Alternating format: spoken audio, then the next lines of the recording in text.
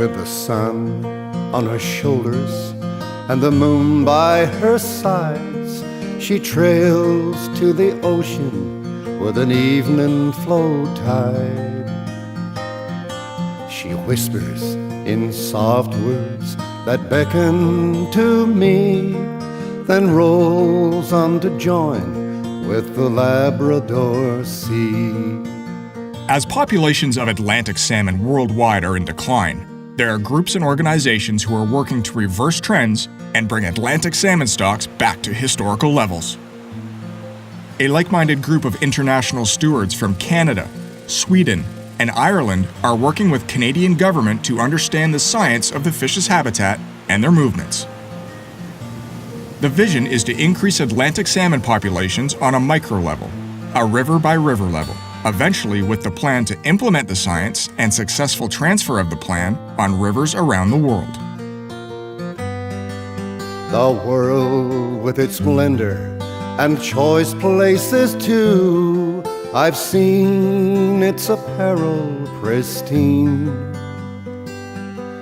But each time I go to the river that flows, the Lewis River is still heaven to me.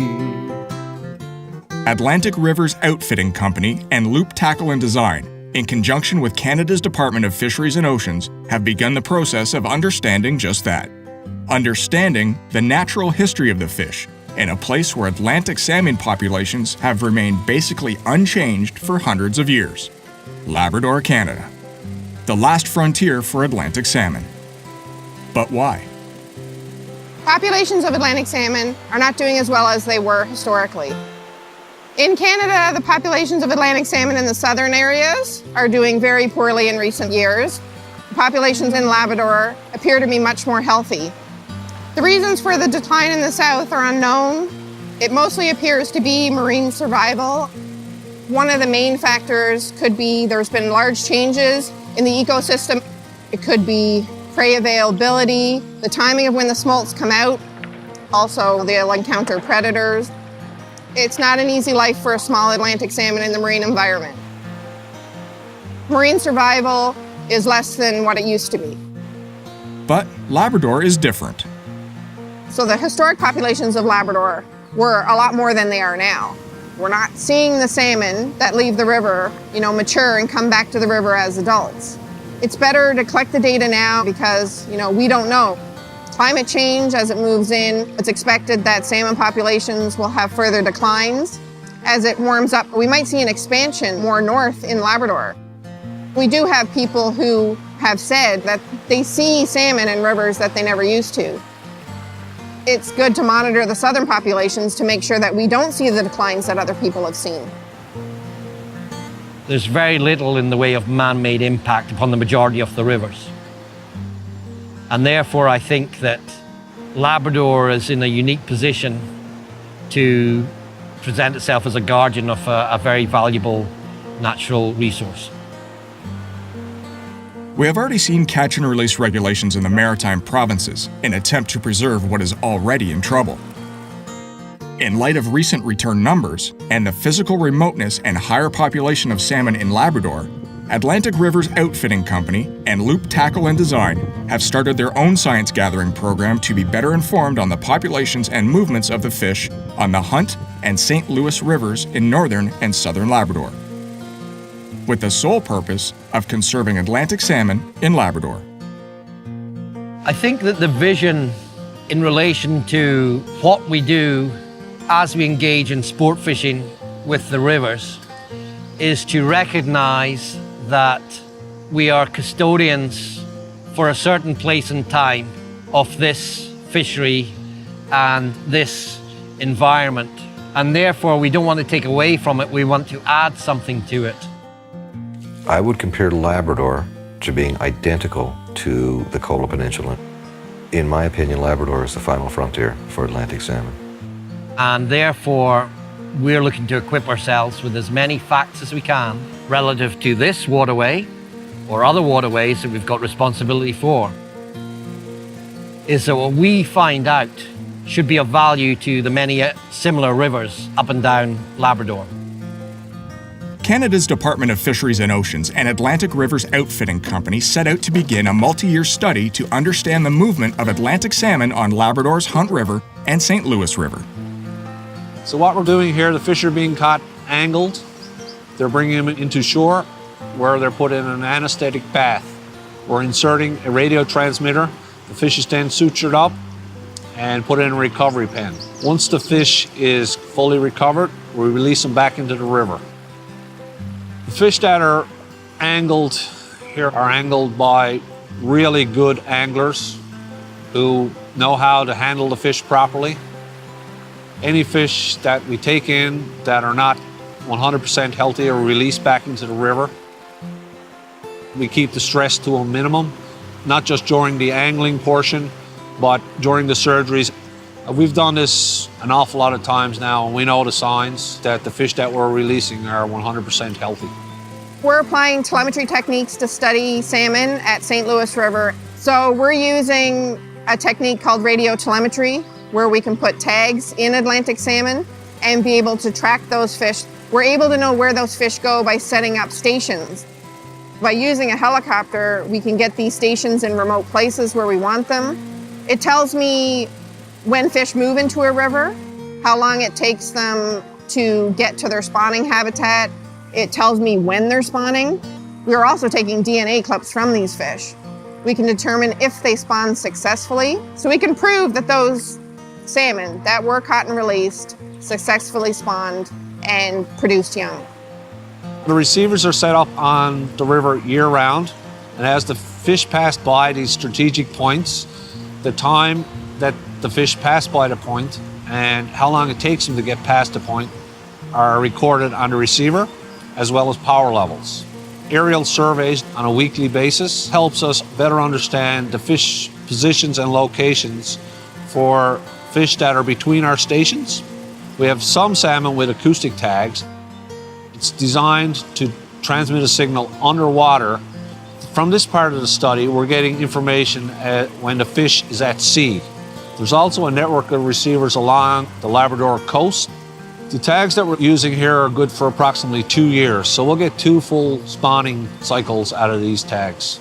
The St. Louis River is unique in that it has a high number of returning Atlantic salmon and a relatively small area for these numbers to repopulate.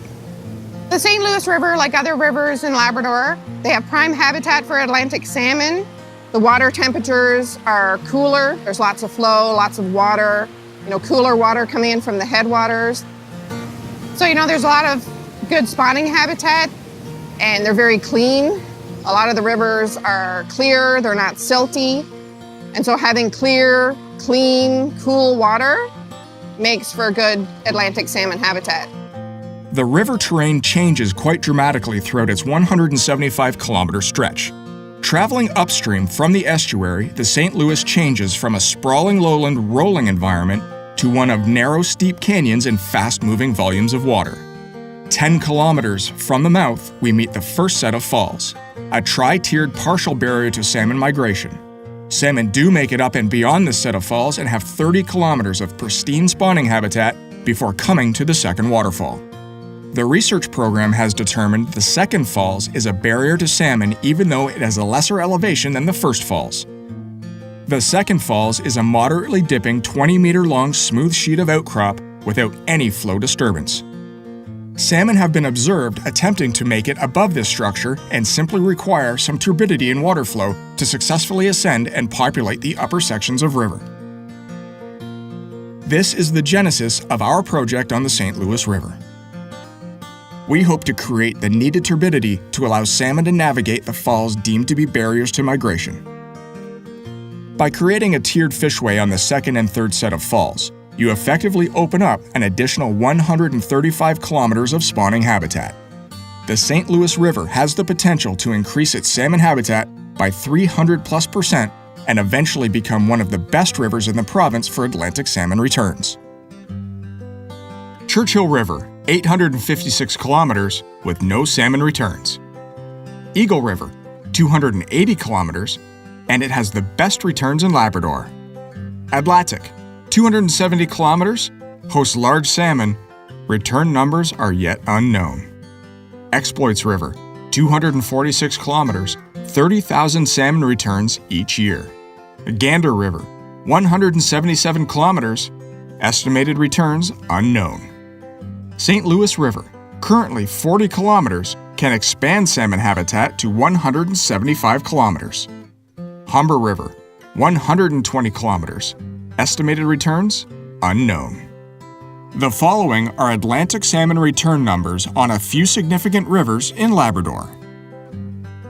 Historically, there has been a lot of work done in rivers where there are barriers to migration for Atlantic salmon. There have been projects that have altered waterfalls that are known barriers to migration, investigating whether the potential of those upper areas beyond the Second Falls. We are planning on moving adult salmon just above those falls.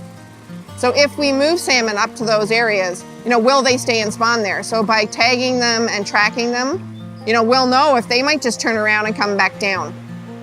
The habitat appears eminently suitable. There's a significant amount of the habitat, and any opportunity that anyone has in the world today to naturally enhance the fishery has got to be grabbed by both hands. It's quite a unique opportunity. There's not many places that you can say you've got the possibility to naturally enhance the fishery.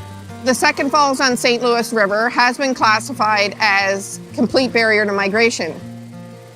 And we're here doing research on St. Louis River, and we've had people look at it, and we're not convinced that it is a complete obstacle to migration.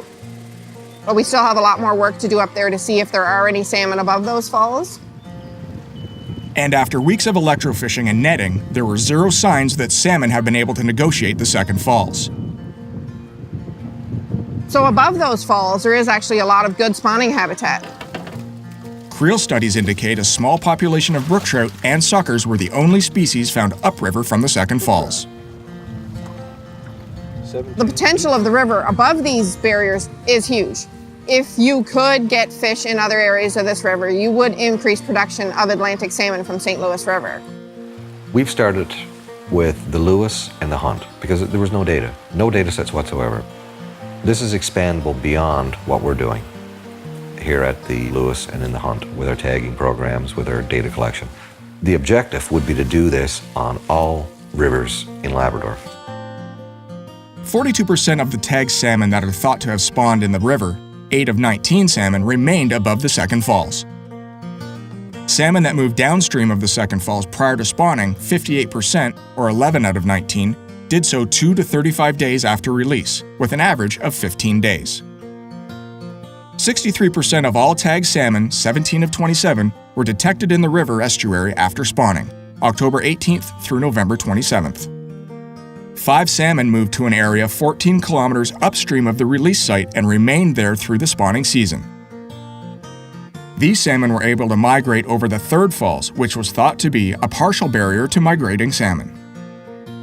This spawning area will be sampled in 2016 for the presence of young salmon and to confirm the availability of suitable spawning habitat above the Second Falls.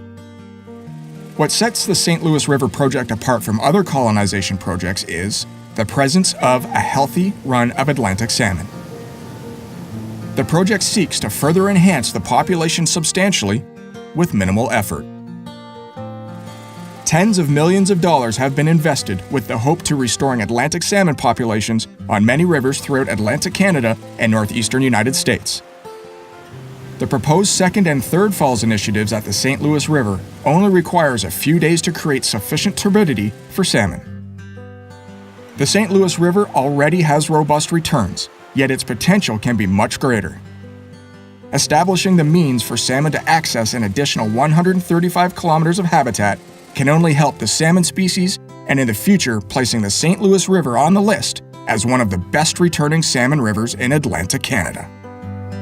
And my heaven is here on the Lewis River in the heart of the great Labrador. Atlantic Rivers Outfitting Company and Loop Tackle and Design would like to thank the Department of Fisheries and Oceans Canada for participating in our corporate initiatives of science, conservation, and enhancement for Atlantic salmon.